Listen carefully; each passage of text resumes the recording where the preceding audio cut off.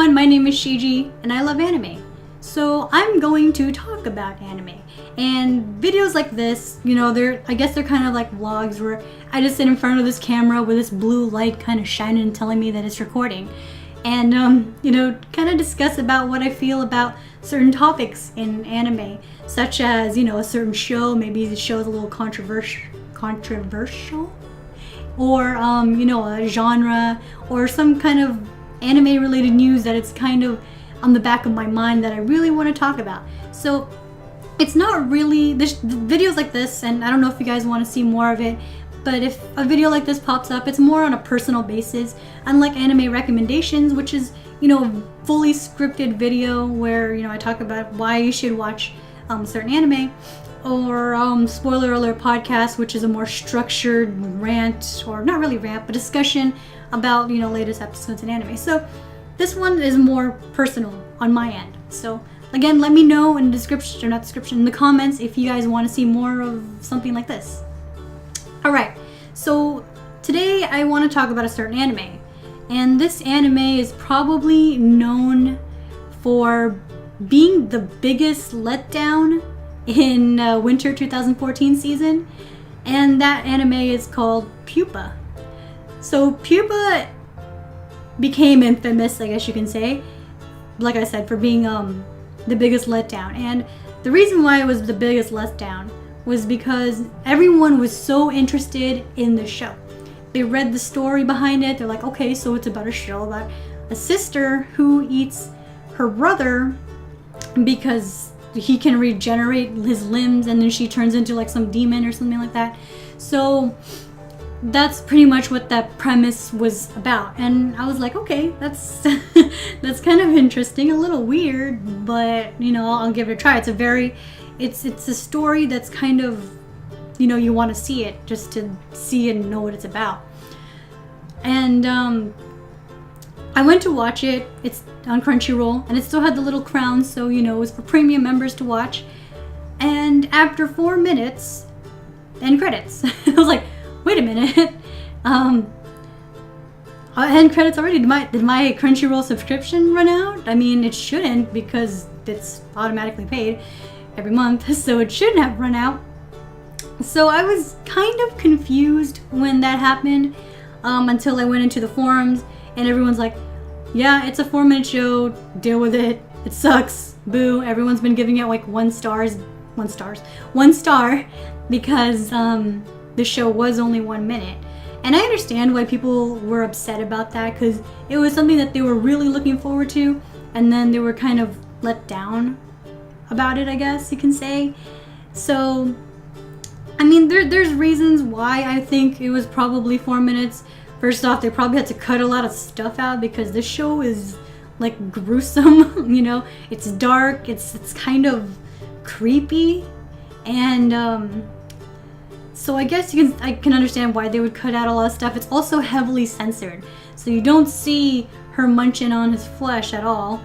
There's like usually like a dark line or a shadow kind of that's blocking your view from seeing her eat him, and even, you know, the dead bodies and stuff like that, you don't really see the body. You can see like their leg and blood and all that stuff, but you don't actually see the body where it's been cut up and chewed up and everything like that. So it's heavily censored, and again, I can understand why it's heavily censored. I mean, it took them a while to find a network to actually air the show, and I don't know what kind of network, aside from maybe an online service like Crunchyroll, to actually air it.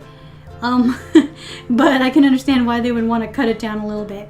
And I still understand why Crunchyroll, or why the producers or the studio decided to censor it, because I mean, it's an online service. They can either air one with censored for people who do want to watch it but don't want to see, you know, the gruesome stuff, and then air another one that's like uncensored for all the hardcore nasty people. I mean, you guys aren't nasty if you want to see it. I mean, I want to see the gore, kind of. Yeah.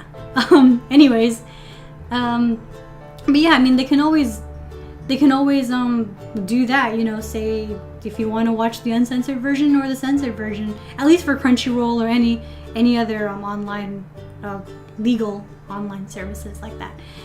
But I mean, I guess they wanted to be very cautious about what they put on the show because, again, they couldn't find a network to air it. So they wanted to be like, okay, let's make it, let's cut out all the bad stuff, and then let's censor all the other bad stuff that's, you know, like that's critical to the show, and then let's air it on Crunchyroll. And so that was the deal right there. So I guess that's what they did, and you know, I'm not gonna complain about that. Whatever. It's a great show. I think. I mean, I guess the story is great, but aside from that, aside from all the issues, but that was kind of like the first topic I want to talk about the show. And I kind of want to go into a second part of Pupa that kind of hit me a little bit. And I think that Pupa is the very, very, very first show to ever make me feel really uncomfortable. And I'm not saying a lot because I don't really watch a lot of horror anime. I actually don't know a lot of horror animes. The only other horror ones that I can think of is probably Higurashi and Umineko, which is made by the same company. Same studio, same game developer that made those games. So I've seen that, and it was pretty gruesome. I remember Umineko when they were showing I think it was that one where they were showing a banquet, and it was using like the dead bodies or something. I don't know. That's beyond me. Yeah, so this show really made me feel uncomfortable, especially after episode 3 or 4, where it showed the sister eating her brother in the bathroom stall. Alright, so, and I think I know, from saying that, I think I know why this show kind of made me feel uncomfortable. And one, they kind of subtly, well, maybe not subtly to some people, but they really added a lot of incest kind of thing, or little sister complex with the main character, the guy. And I can see why I guess I feel uncomfortable with it, because it's incest. And I'm not saying that. Okay, wait, hold on. Before I say anything else, incest is bad. But in anime, in Japan, I guess it's a normal thing. I don't know. But I guess I've been kind of numb to the whole incest thing because of anime. But I'm not gonna say any more about that. But because it's incest plus cannibalism, it's kind of really strange. And that scene, that one particular scene, it made me cringe. It made me kind of look away. And I mean, I didn't mind her when she was a demon eating him or eating whatever. But man, when I saw that scene of she was literally on top of him in that sexual position where she could have been kissing him, like, you know, hey, let's not let our parents or our friends or our teachers find out, so let's go to the bathroom in the park and let me eat you. But the way they portrayed it was very hey, let's meet in the parks where our teachers and our friends and our parents can't find us and have sex, but I'm gonna eat you. So it was it was really weird. I don't know, I was just I still shudder every time I see that scene. Not that I always look back on it, but I guess when I think about it, I shudder. And it's just so strange, and I can't that scene, no, it really made me feel uncomfortable. But let me kind of fast forward a little bit. I did continue watching it even though I knew this show was probably going to be really uncomfortable for me. And the story isn't that bad. I'll tell you that. Short, but it's not that bad. We do get to, you know, kind of see a little bit more about what this infection or this disease is, and then we kind of get a little backstory on this brother and sister, with their parents and what happened to their family, and it's kind of, you know, a sick, disgusting background story, you know, not in like a ew, but in a kind of demented way. And you know, I'm not saying that I enjoy it, but it's intriguing, it's interesting. I don't really know what else to say about this show.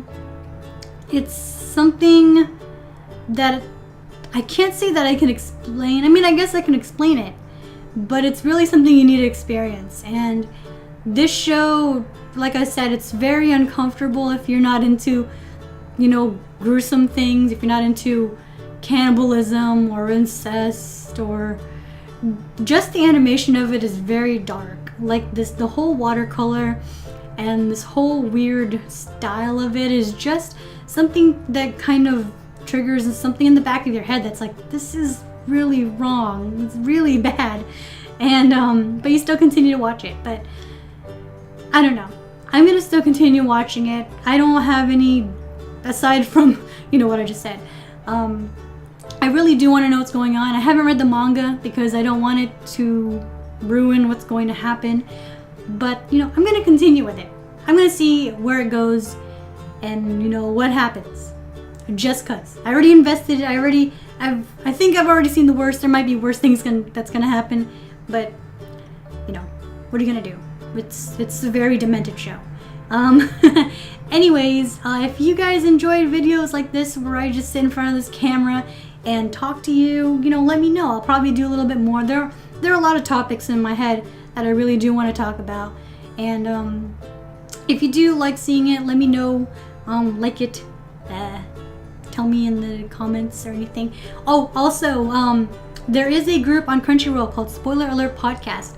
And if you guys join it, it's an open group, anyone can join. If you join it, I have the forums there where I post links to my 48-hour guest pass thing. So I was gonna do it for subscribers, but if I choose a subscriber, I don't know if they have a Crunchyroll pass, and I don't wanna, you know, have to go through all this trouble. At least this way in the Crunchyroll group, I know that everyone there has a Crunchyroll account, and I don't have to go searching for it or anything. So it's kind of like the lazy way. But join the group. I will post, you know, links there. And then once this channel hits 100 subscribers, I will personally buy a special someone, a lucky person, 1 month subscription, just 1 month, sorry, 1 month subscription to either their choice of anime, manga, or drama on Crunchyroll. So, you know, let your friends know. And also I will do it through the group. I will find the winner through the group, so join the group as well. But again, that's it for me. I had a fun rant on Pupa. If you guys do want to check out Pupa, I'll also have the link to the show down in the description. But that's it for me. I will see you guys next time.